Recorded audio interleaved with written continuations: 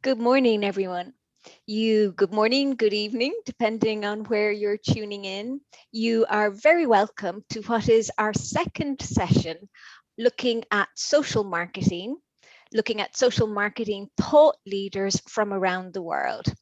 We are staying down under for this second session, and I'm delighted to say that I have two award-winning, stimulating, incredibly hard-working social marketers.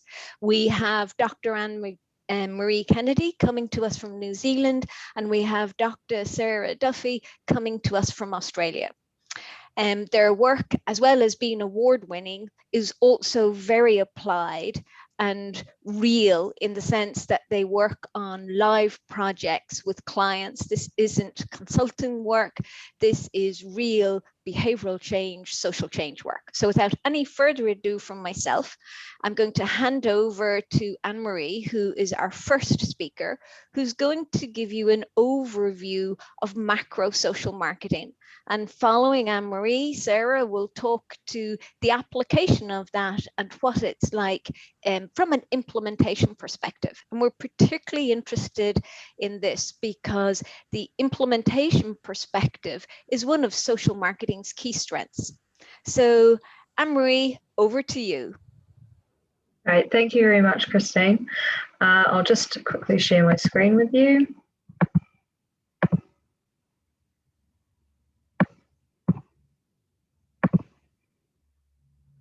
Okay, so yeah, good morning. It's evening for us in New Zealand, but good morning to everybody else. So today I'll be talking to you about macro social marketing. I'm from the University of Canterbury in New Zealand. So I'm going to start off with just a little bit of the definition of what macro social marketing is, and some examples to help you kind of get your head around it, and then a look at the specific process of macro level change and some warnings about that. So the nice thing about talking to this group, of course, is that I don't have to explain what social marketing is, but just a little definition there. But the thing to bring up is that quite often when we think about social marketing, just the term social marketing, we think about micro level social marketing. And so often that's one individual level change. So using social marketing, as we all know, to create that individual level change. So when we think about macro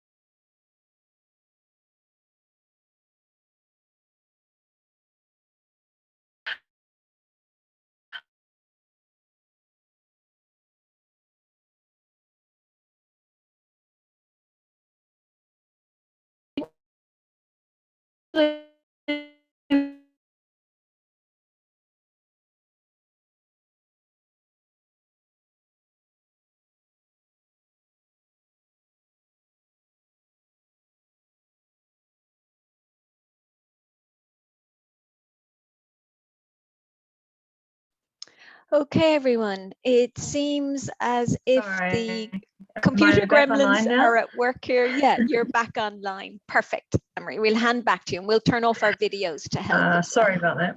No problems. You're coming a long way. Okay, well, I'll share my screen again. There we go. Okay, so with macro social marketing, we were just talking about that macro level change, trying to shape the whole societal context. And when I talk about macro social marketing in my research, I tend to look at the institutional norms that perpetuate the problem. I want to explain a bit more about what macro social marketing is, though, using wicked problems as the example. So you'll be familiar with wicked problems. We think of obesity, environmental degradation. So these are types of problems that have so many stakeholders that contribute to them and just so many perpetuating factors that are all interconnected that it's hard to even define what the problem is, let alone a solution. And there isn't one solution. That's also the difficulty with a wicked problem, is that we have to have multiple solutions. So this is how I can explain macro-social marketing. If we have this problem of, say, obesity in the center here of our system, and then we have all of these interconnecting factors, and so each of these things contribute to and perpetuate obesity. So we might have here, this one here might be, people's nutrition education knowledge. We might have here, evil marketers, we might say, people like to say that, who market things that are unhealthy, food that is unhealthy. We might have exercise, we might have mental health. So lots of things, all of these things are levers that we as social marketers try to pull to help to stop obesity, right, or to deal with it. And so what we're trying to do as a macro social marketer is pry apart all of these interconnecting factors, see what they are, and deal with them at the same time. And that's essentially systems change. So a really good example of this being done successfully is Canada for smoking cessation. And of course, they are really quite famous for being very, very successful in smoking cessation. Here's a quick look at some of their, stats on how much they decreased smoking over the time that they were trying specifically. And they took a systems approach, a macro social marketing approach. So they did a lot of different things. And one of the things, and we're all very familiar with them now, of course, we're using them, but when we look at them, it was first demarketing. So basically sabotaging tobacco companies' use of marketing. So if we think about, product, you weren't allowed to have any flavored cigarettes. You weren't allowed 10 packs of cigarettes. You weren't allowed, there was plain packaging and putting, the pictures, the horrible pictures, graphic pictures on the packages. If you think of place, distribution, you could only buy cigarettes at certain places. You could, when you purchased them, they were behind, a covering. You think of price, of course, taxation to increase prices, not allowed any sales, and promotion, not allowed any promotion. So we have demarketing. That was one of the things. They then took a health services perspective, of course, with helping people with helplines and all those types of things, counselling, coping skills, so that individual level. And then on top of all of this, they also looked at other forms of regulation, legislation, taxation, what particular research they funded, making the community become involved, training, funding. So all of these things together trying to decrease smoking. And it was very, very successful. So this systems macros perspective. So using another example, though, that hasn't been approached as well as smoking cessation, looking at clothing and textile industry.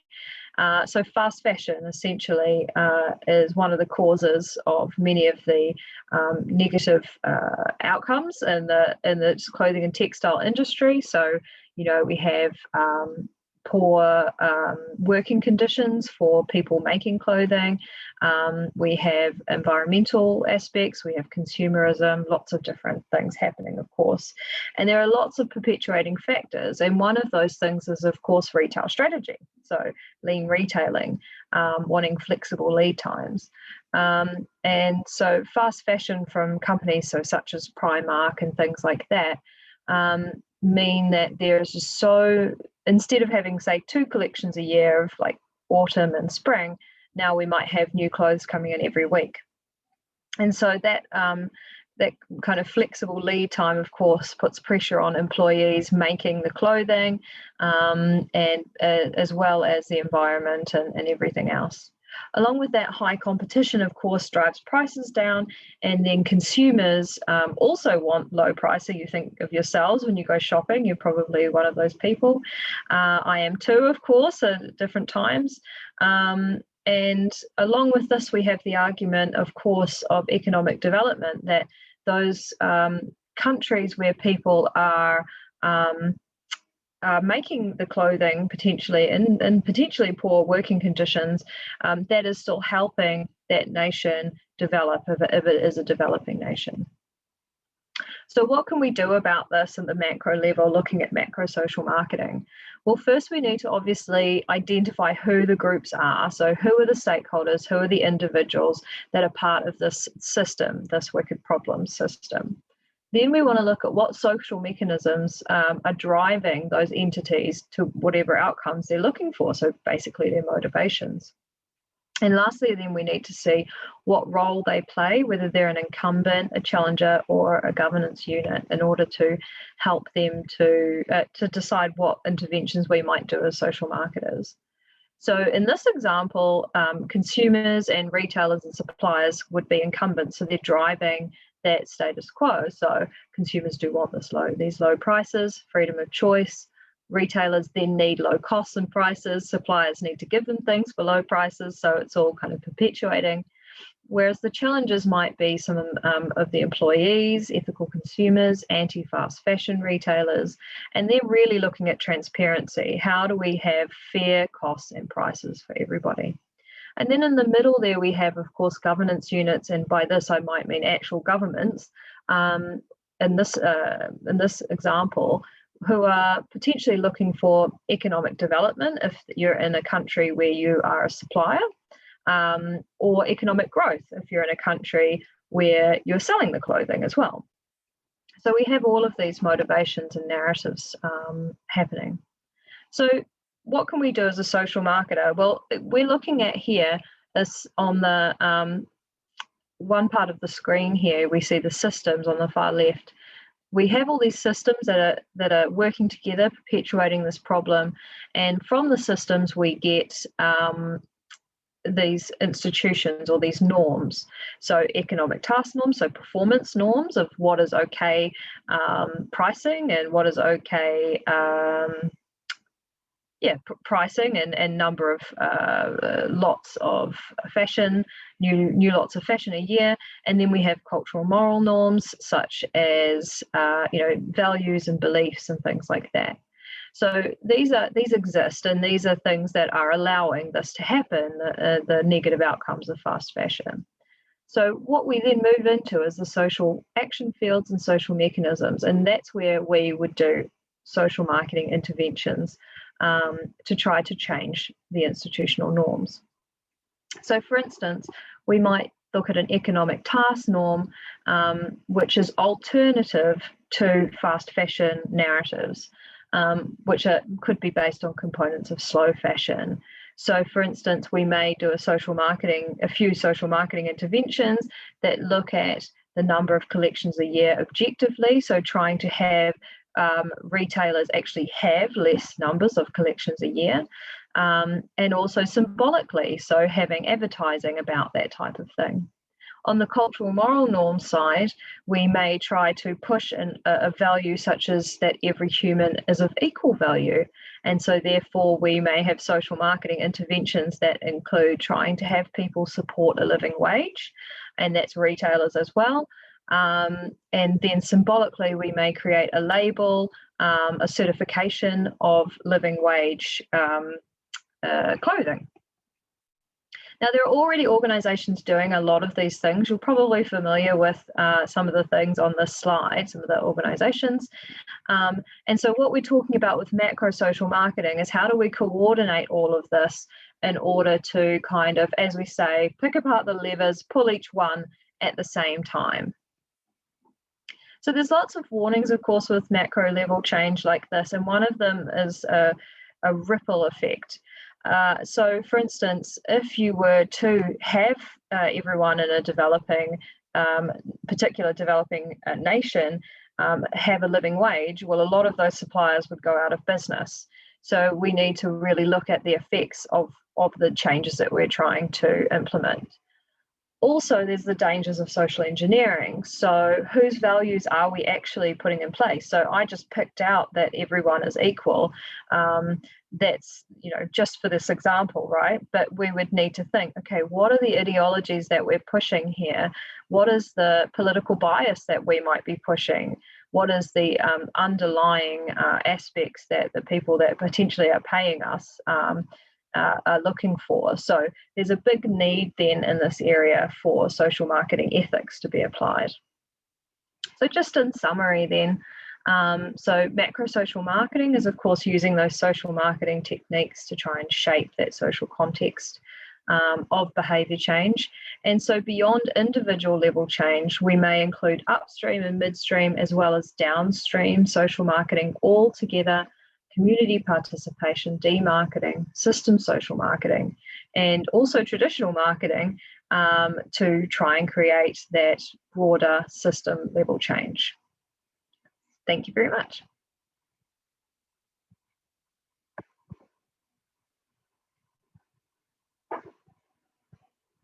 Just your microphone, Christine. Sorry, I clicked the button. Thank you. I said that was absolutely fascinating. Thank you, especially, you know, when you're dealing with the level of variables and the complexity that you're talking about. It's wonderful to see two worked examples and also to see the messiness that's involved. Now, I've no doubt, no more than myself, that our participants and people who've joined us today, that you've got questions for Anne-Marie. We're going to hold the questions until after our second speaker, and you'll have the choice of putting your questions into the Q&A box or raising your hand.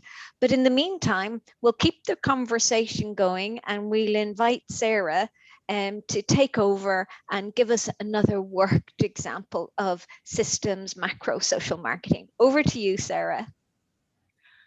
Hi, everyone. Good morning. Thank you so much for taking the time to hear what I have to say today. So I'll just share my screen and then I'll get started.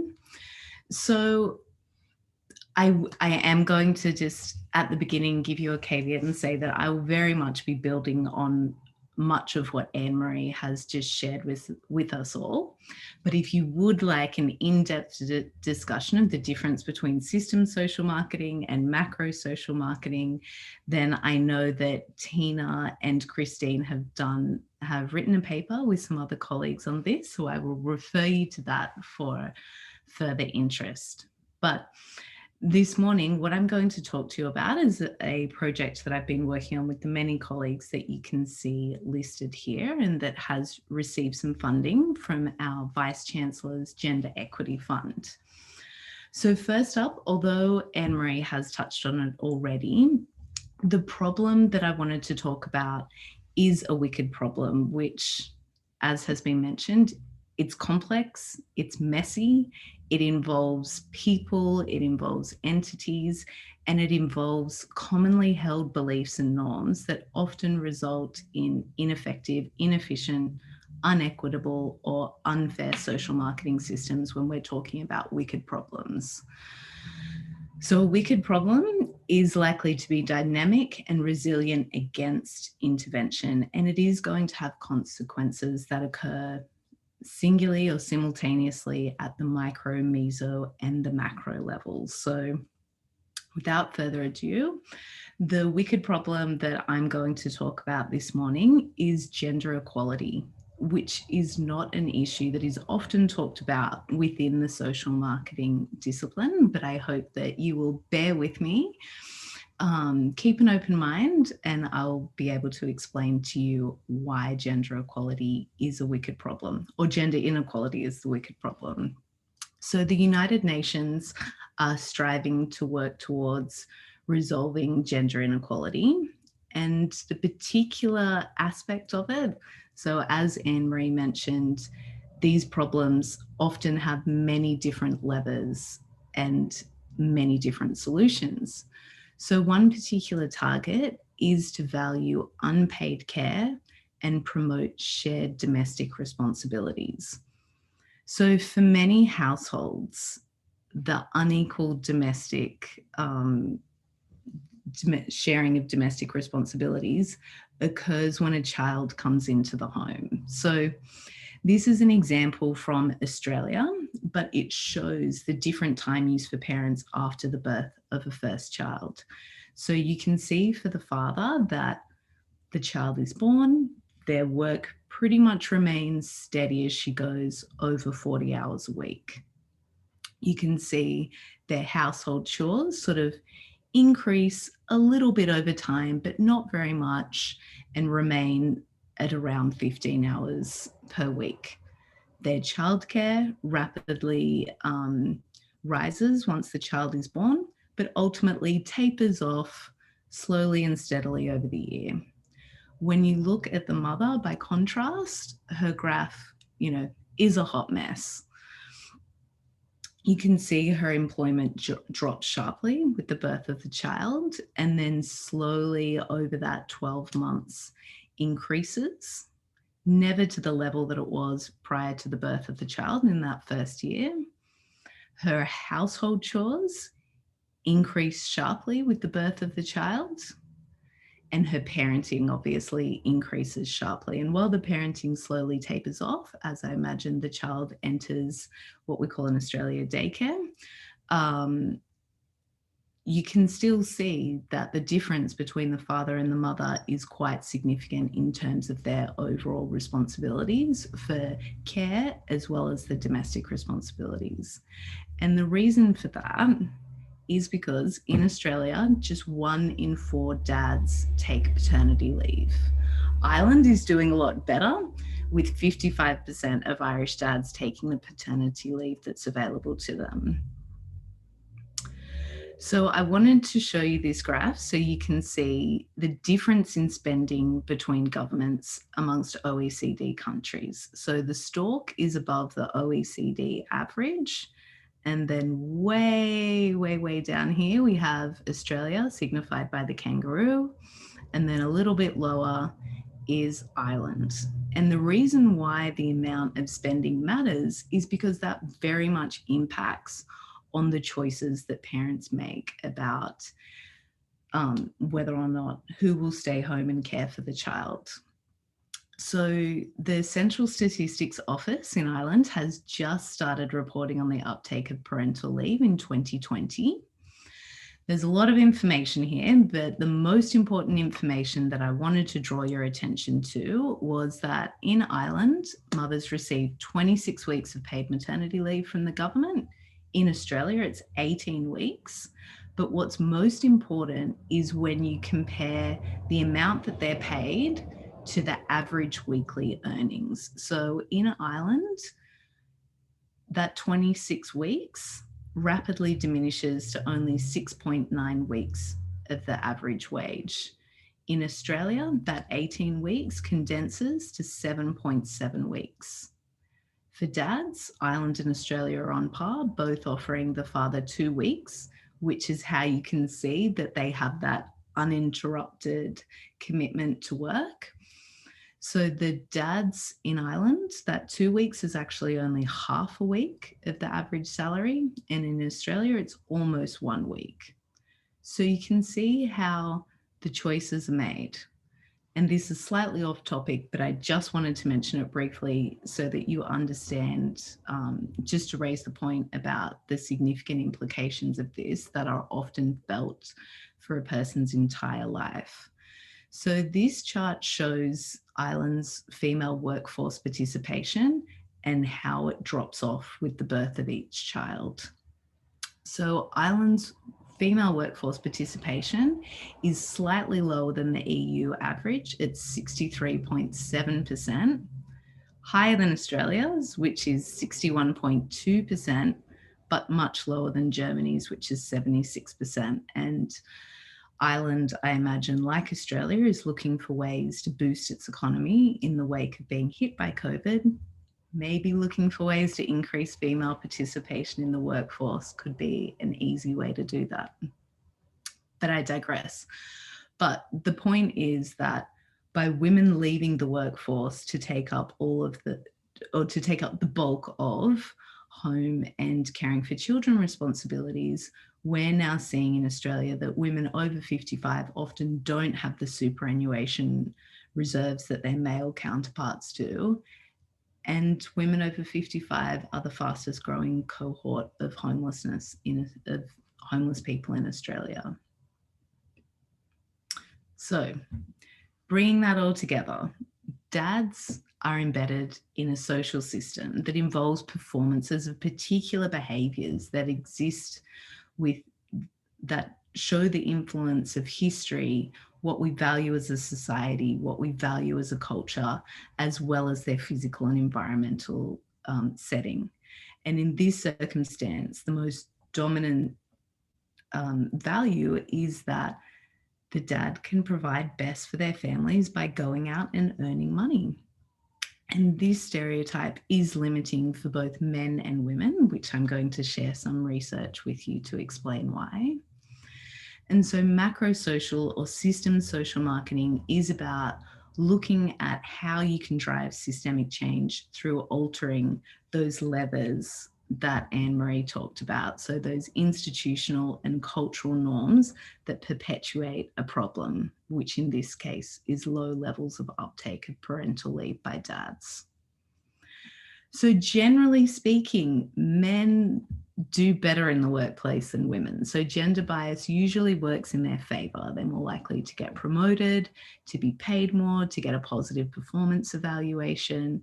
However, globally, we see that men are less eligible for and take parental leave less often than women. However, this is not because they don't want to, and it creates real problems within people and the way that they feel, their mental health and well-being. Work-family conflict leads to lower organizational commitment, lower job satisfaction, greater intentions to leave an organization, as well as health problems. Research has shown that when it comes to parenting, we start out as we mean to go on, and greater involvement from the beginning establishes greater parental involvement over time, which has shown to have positive benefits for the father, the mother, as well as the children, or whatever the makeup of the family dynamic is. So in 2014, there was a survey of 1,000 Australian dads, and they were asked if they could take more leave, would they? Overwhelmingly, 75% said yes. And the key reason why they didn't was the cost. So we know the research tells us dads want to spend more time with their children, but there are structural as well as subtle obstacles that are preventing this from happening. So Iceland, like many of the Nordic countries, have much more generous parental leave policies. And a natural experiment was created when they introduced 1 month of mandatory parental leave for fathers. And some research was conducted on the happiness of the relationships. And they found that the fathers who took that leave were less likely to experience breakdowns in their relationship. So there are many, many benefits. So getting now, I realized that was a lengthy prelude to this work, but I just felt it was important to really establish the problem. So what we wanted to do was to understand the barriers and challenges for dads within the workplace of a large Australian organisation, and based on that understanding, try to deliver some kind of intervention to work towards changing the perceptions of dads, to give them a more nuanced portrayal as caregivers. So, I mean, Anne-Marie talked about this in her presentation as well, but you cannot underestimate the power of sociocultural norms. I think Anne-Marie called them cultural moral norms. So based on the research, having a policy in place does not work on its own. It needs to have a more complex approach that seeks to change the way we perceive things. So what we decided to do was to first conduct qualitative interviews with dads who had accessed parental leave to understand their lived experience of doing that, and then to develop an intervention to try to change the social norms around dads, and then follow up with a sentiment survey of staff, in particular focusing on how staff view their colleagues who are parents. And it's intended that this survey, this sentiment survey, would be conducted every 2 years to be able to track this over time. So based on our in-depth interviews, we found that across the dads, there was a desire to make a real choice about who took up the bulk of childcare and domestic responsibilities, but many of them talked about being limited by the gender pay gap in that they earned more than their spouses, and what their spouses could receive in terms of benefits to do the parenting was more generous than what they received. There was also a lot of inflexibility in accessing the entitled benefits, which has since been borne out in subsequent work that myself and my colleagues are doing, where we're actually studying now the industry as a whole. So looking at the meso level and looking at some of the policies, honestly, it does make you pause and think, do these organisations actually want these men to take this leave? They make it that difficult. All of the dads reported continuing work whilst on parental leave, which really plays into that idea that, you know, they often feel like the best way they can be a dad is to go out and provide for their families. And many of them talked about feeling anxious about taking the leave, that might make them seem less engaged or committed to the organisation, that it could harm promotions and so on and so forth. At this particular organisation, dads could access an additional 6 weeks of leave that's offered to them if they became the primary caregiver for the child. So they had to show that their partner had gone back to work and the child was solely in their care. And all those who did, it was beautiful, the stories that they told. They felt like they were no longer the helper to their partner, that they were parents in and of themselves. They knew when their child wanted to sleep, what they wanted to eat, how they should dress them, what activities they like. They felt competent to do that on their own, not at somebody else's direction. And there were a few who had actually, you know, been approached by other organizations, but their loyalty and appreciation to the organization that had afforded them this benefit made them not even want to consider. So given that, as Anne-Marie alluded to, you need to get institutions on board with your change, findings such as this are really important in that they can convince organizations that offering these kinds of supports to dads is only going to strengthen their workforce. So I guess here is similar to Anne-Marie's example of the obesity in the beginning. In the middle is that low uptake of parental leave amongst dads. The gender pay gap has a role to play here. Low levels of government support, as I showed you at the beginning. Societal norms that the mother is the caregiver and she's the one who should be staying at home with the children. In some cases, low levels of institutional support. So as I mentioned, that some organizations have so many conditions on accessing these policies, it's almost as though they don't want people to take them up. And then there can often be organizational norms within teams where parents will perhaps be sort of eyes rolled about them. They'll be perceived as less engaged. And so people want to keep their parenting invisible or hidden from others. So these are sort of all of the levers that are contributing to that low uptake of parental leave.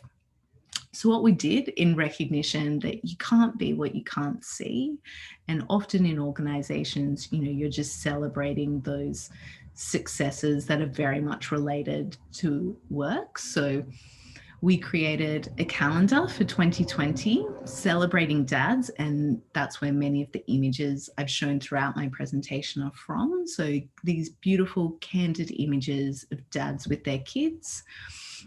We launched it at a widely attended event within the organisation, and we asked dads to share their personal stories of managing parenting and employment and their experience of parental leave.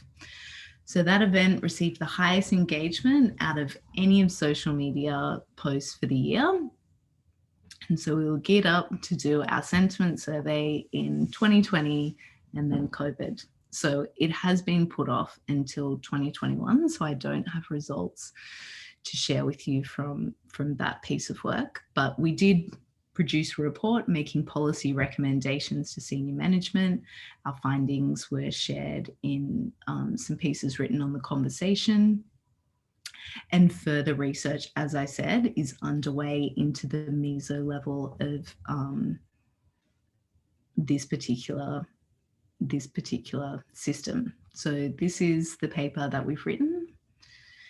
And finally, to conclude, so achieving gender equality in the work and in the home is a wicked problem that, to be understood and to be addressed, can really be helped by having that systems social marketing perspective that deals with the messy that Christine mentioned. You know, it requires change at the government level to include dads and support that they offer. So ideally, you know, the research would suggest that 1 month of mandatory paternity leave would be a good place to start. It also requires organisations to change their internal cultures, to be more flexible in the way that people, dads in particular, are supported and encouraged to be active parents while still keeping their roles and remaining engaged in the workplace. And we as a society need to recognise that the traditional male breadwinner and mother as caregiver stereotype is just limiting for everybody. So thank you so much for listening to me. Go mea gut. And over to you, Christine. Thank you, Sarah. Absolutely fascinating to hear your story around the parental leave alongside Anne-Marie's fast fashion and the cigarette industry. There's so many things there that I want to ask you. But the questions, if you have any questions, any comments, please put them in the question and answer box or raise your hand. And the questions are coming in as well. So Anne-Marie, for you, thanks for the superb presentation from one of our participants, and wondering what is required to make macro social marketing a way of thinking for different stakeholders, and particularly like for incumbent governmental organizations. So I guess we're being asked here, you know, yeah, how can macro social marketing become the mindset for government organizations in particular? Great question. Yeah, that is a really good question. Thank you. I'm actually starting to see it here in New Zealand a lot over the last 4 years already. Anne-Marie, I might just stop you there. We're having trouble with your sound. Could you try again? Can you hear me better now? Yeah, much better. Okay, okay, good. I clicked a button. I'll change it. Sorry, I was saying that's a great question. I'm actually starting to see it here in New Zealand with the district health boards, and they say that they are taking a systems approach to health. And so I think especially in health, we're seeing this a lot, where people understand, of course, that you can't only you can't blame a person for being however they are in the health system. So I mean, some potentially, I'm not a medical doctor, so I'm not sure which things you can blame people for, but many things you cannot blame them for that governments are looking at changing. And so they are saying we need to take a systems perspective. But the thing that I think that I've definitely seen happening within the district health boards is that they've actually started to set up external organisations. So we have Canterbury Clinical Network, which is I'm a part of that as well, which is actually kind of an external organisation, as it were, that has members of all the different stakeholders for in health, I guess, around Canterbury. And so we're all in different committees. So I'm in the Public Health and Access Committee, and we sit around a table. So one representative from each aspect, and I'm the behaviour change person. And so they've actually set a process up. And I think that is the way to go.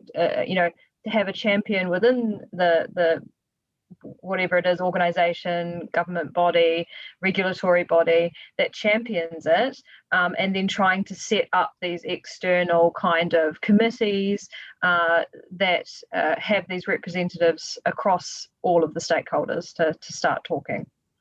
Yeah, some very practical examples there. And it kind of resonates with what Sarah was saying about if you can't see it. So if you don't see social marketing or you don't see behavioural change at the table. Sarah, could you add to that from your perspective from Australia? What are you seeing in Australia in terms of macro social marketing systems, social marketing and governments or incumbents? I think Victoria is probably the best example in Australia in that they're actually very transparent about the fact that they are taking a systems approach to health.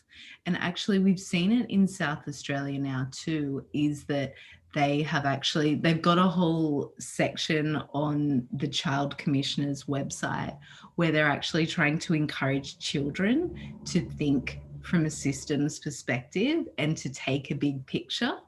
So I think if we can continue to educate people from when they're young children about the value in systems thinking, then that's where we're going to see the longest lasting change. But it's so positive to see that governments are being transparent now about the importance of that.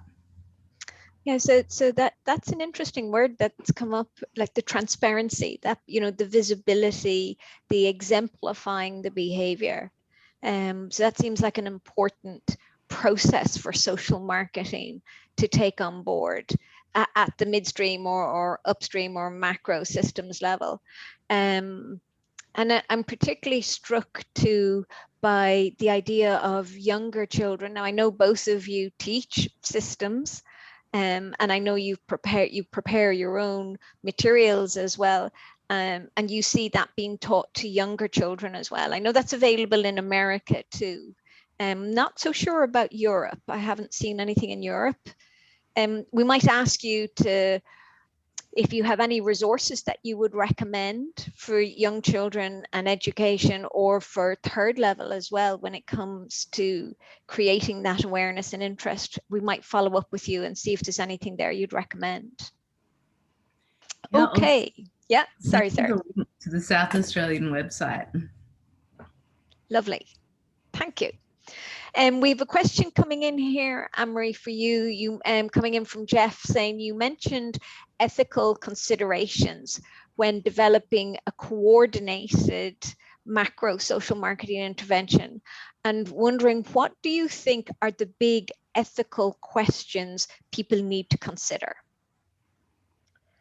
So, yeah, so this is something that I write about as well at ethical social marketing, ethical macro social marketing, and I think the real key thing to take away from my work on that really is working with people rather than for or at people.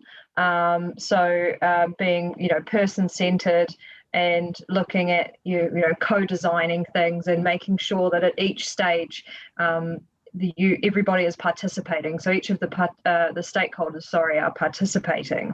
I think that there are lots of normative, ethical guidelines that you can follow in general, but I think the key one, going along with transparency, is that participation and authentically engaging with communities and all the different stakeholders, because what we see a lot is us, maybe people who are making the change, saying this needs to be the change. This, where like the paternal thing, this needs to be the change. And as I say, I'm not a medical doctor. I can't comment on what the change exactly needs to be. But what I do know is that if you're not working with the communities, which is what most social marketers do anyway, if they're not working with the communities right from the ground up at the beginning, that's where things can kind of, I think that's where the ethical questions might come up, because it seems less transparent. and you're not having that buy-in and authentic buy-in right from the start. And Sarah, I saw you nodding your head there. What do you think are the big ethical questions that people need to consider when getting involved in macro or system social marketing? I think sort of Emery really hit the nail on the head with having the involvement from the group who is being targeted rather than doing it for them is really important. And I mean, certainly within Australia, there's been a recent example when that's been done much better than it has been done in the past. So for instance, just thinking about the COVID response. So prior to now, there was no separate response to a pandemic for Indigenous Australians. And as a consequence of that, when the H1N1 virus, which obviously was nowhere near as widespread as COVID, hit Australia, Indigenous Australians were disproportionately affected. They had much higher rates of hospitalisation, much more serious consequences as well, because they are a vulnerable group and have greater health conditions that leave them vulnerable. And so the Australian government really learned from that and set up an advisory board. And so as soon as it hit, they closed down many of the Indigenous communities in isolated locations so that they could protect the elders. They were working constantly in consultation with this advisory group. They developed COVID-safe education materials using Indigenous spokespeople, so it was delivered in their language for their people, and there has been a much lower rate of COVID amongst Indigenous Australians.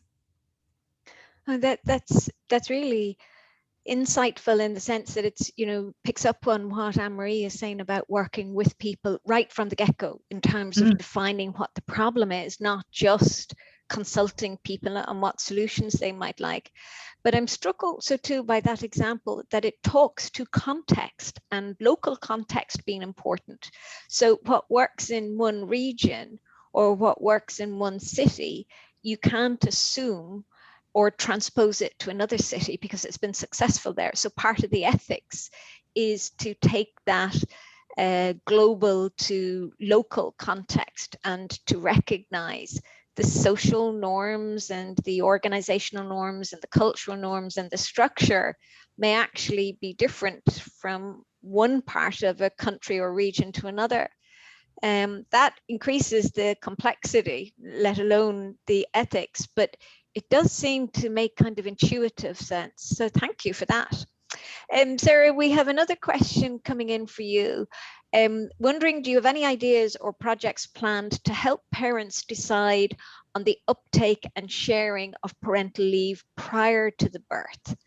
And there's a comment here, kind of a clarification statement, says it seems likely that they will fall back into, and I assume they means the husbands or men or fathers, will fall back into traditional role models once they're deprived of sleep and the amount of work has increased. So did your research uncover anything on that front? It did. So we found that, like many things in social marketing, there's many different levers that can be triggered.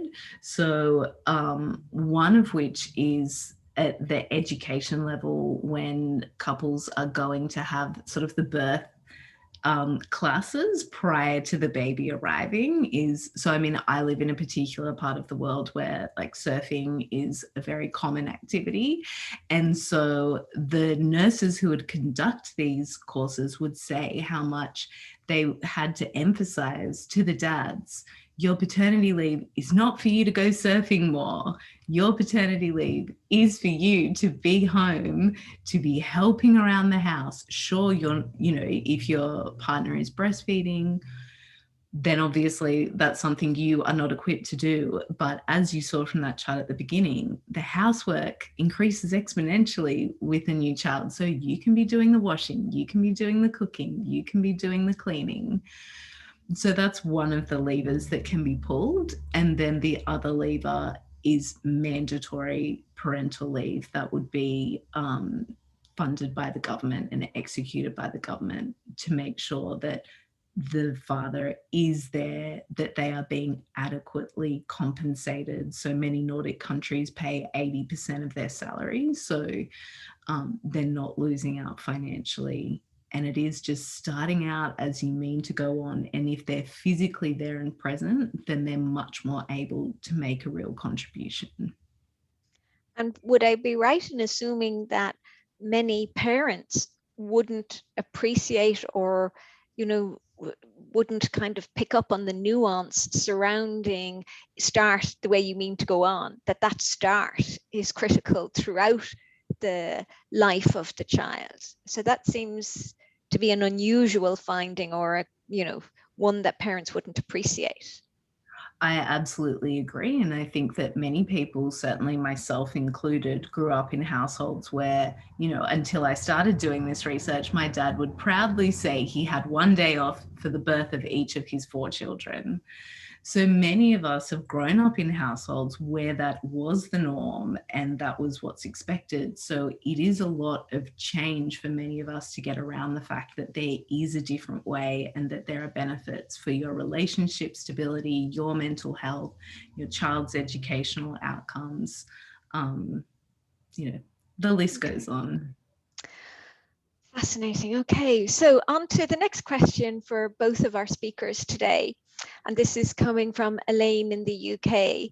Thanks, Elaine, for joining us. So Elaine is wondering whether this fits with moving from a deficit-based model towards an asset-based approach. That's the first question. So, and I guess we're talking about systems, macro social marketing. Does that represent a pivot from deficit-based approaches to behavioral change to asset-based approaches? Anne-Marie, I might throw that one over to you. I'm not that familiar with these two terms. Could you just explain them a little bit more? I could guess at them, but I don't want to give some random answer, if that's all right, Christine. Well, now, from my perspective, the way I would use deficit-based, so we would often talk about people not having enough information, not having enough awareness. So that's kind of that deficit-based paradigm. Now, I'm thinking my experience of that would be very much in the social science communication, outreach, dissemination, that kind of work, whereas an asset-based approach is a resource-based approach. So I see the word asset-based approach and I think of Lush and Vargo, I think of that service dominant logic and co-creation, but that doesn't necessarily mean it's how everybody else will perceive those concepts. Okay, thank you very much. Sorry, haven't quite heard them before. So the question was whether it's moving through to the asset base. Yeah, I think depending on the approach that is taken. So, I would recommend that co-creative, co-design type of approach be taken. So in that sense, yes. But I think because when you're looking at these multiple levers going on at once, there is potential room for a deficit base as for a particular target group, should that be necessary. But I think, I do think it is moving toward asset base. But again, it's so contextual. I think that's the thing with it, is that a lot of people want to take a social marketing problem and make it simple. They like to understand it, and it's just that you can't understand everything about it. And so it's trying to just be comfortable with not understanding everything, and not being able to pin every single thing down. So I think mostly asset-based, but at times, depending on the group, you may have to take a deficit-based approach. Yeah, that would fit with my experience. And I'm thinking, a few projects we've been working on with experts outside of social marketing. So for example, in the health domain, and they come expecting a deficit-based response, meaning what Alan Tapp would call the splat, some leaflets, ads, posters and things. And in fact, when you do get into the complexity and the messiness of the complexity that both of you are talking about, and you look at a whole portfolio of barriers and maybe a smaller pot of enablers or facilitators, that you find that brings you into an asset-based approach, that you'll always, for example, you'll always in any population have, however small, a small group of people who are exemplifying the behavior that you're interested in. You'll always have another subpopulation who are interested in the behavior, but they need help. And some of that help might be information, but a lot of it is not. It's going to be about access. It's going to be about delivery. It's going to be about cost. It's going to be about the benefits and how the benefits are perceived.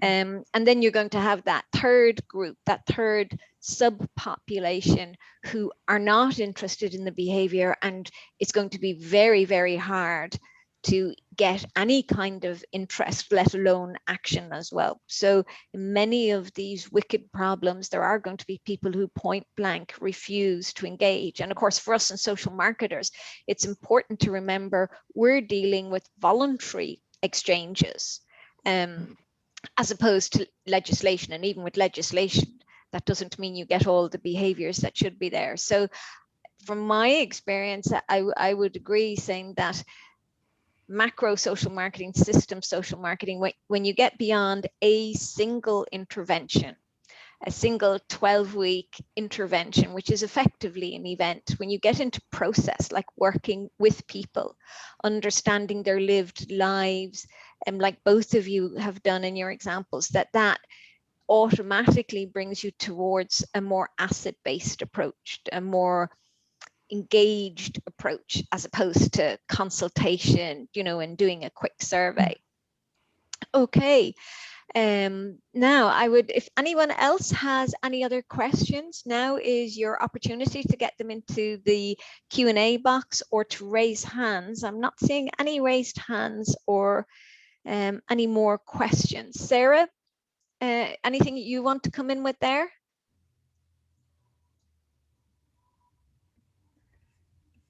No, I think that's, I saw your square lighting up. So I think that's now, we've exhausted our questions and I'm not seeing any raised hands. I know it's extremely late for both of our speakers, and I know not only are they busy people, they're also very busy mums as well.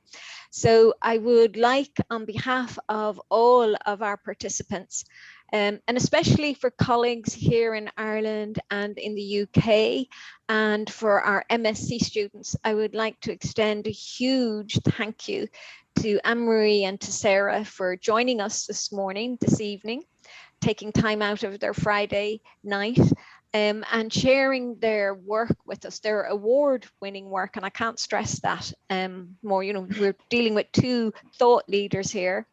I know them well, so it's my pleasure to have this opportunity to capture their wonderful work online. So on behalf of everybody, Sarah, Anne-Marie, thank you very much. Wishing you a lovely weekend. Hope you have some downtime as well. That life-work balance, very important for all of us.